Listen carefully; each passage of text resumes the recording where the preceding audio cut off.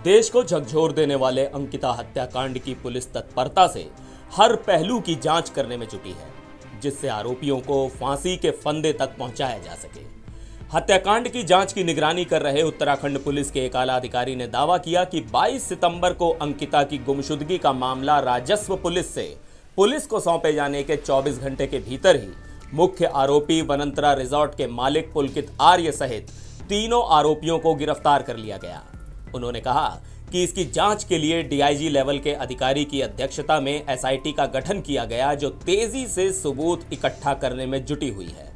उन्होंने कहा, हम वे सभी सबूत इकट्ठा कर रहे हैं जिनकी सहायता से हम तीनों आरोपियों को फांसी के फंदे तक ले जाएंगे।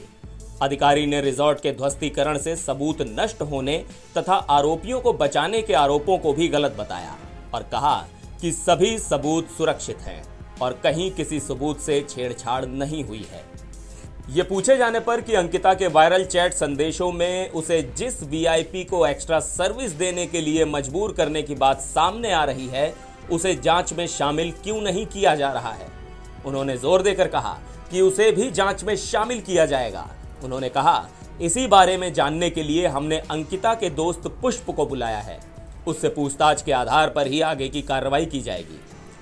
आरोपियों ने पूछताछ में बताया था कि उन्होंने अंकिता को 18 सितंबर को ऋषिकेश के पास चीला नहर में धक्का दिया था, जबकि उसका शव 24 सितंबर को बरामद हुआ।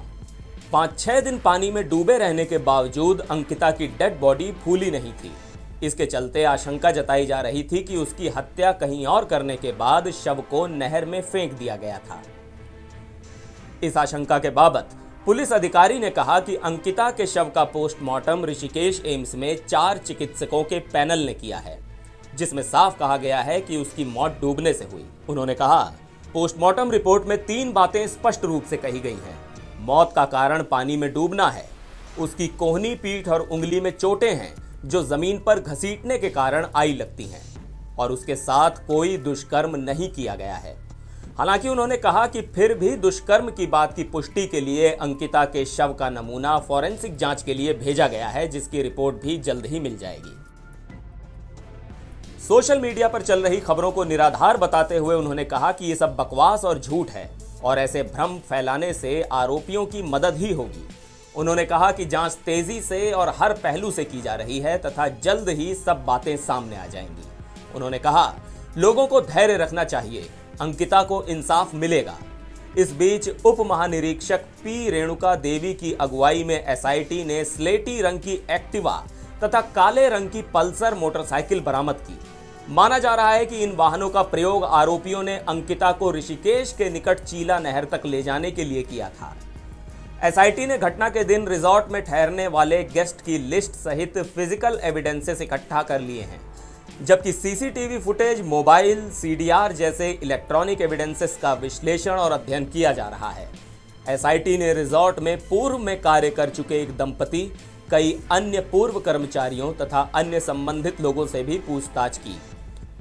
रिजॉर्ट में पूर्व में काम कर चुके दंपति ने दावा किया है कि रिजॉर्ट में पहले से ही गलत तरीके की गतिविधियां चल रही थी और पुलकित आर्य का अपने कर्मचारियों से व्यवहार ठीक नहीं था। पौड़ी जिले के यमकेश्वर में गंगा भोगपुर में वनंतरा रिजॉर्ट में कार्यरत 19 वर्षीय अंकिता की कथित रूप से रिजॉर्ट मालिक पुलकित आर्य ने अपने 2 कर्मचारियों, मैनेजर सौरभ भास्कर और असिस्टेंट मैनेजर अंकित गुप्ता के साथ मिलकर ऋषिकेश के निकट चीला नहर में धकेलकर हत्या कर दी थी। पुलकित हरिद्वार के पूर्व भाजपा नेता विनोद आर्य का बेटा है, जो पूर्व में दर्जाधारी राज्य मंत्री रह चुके हैं।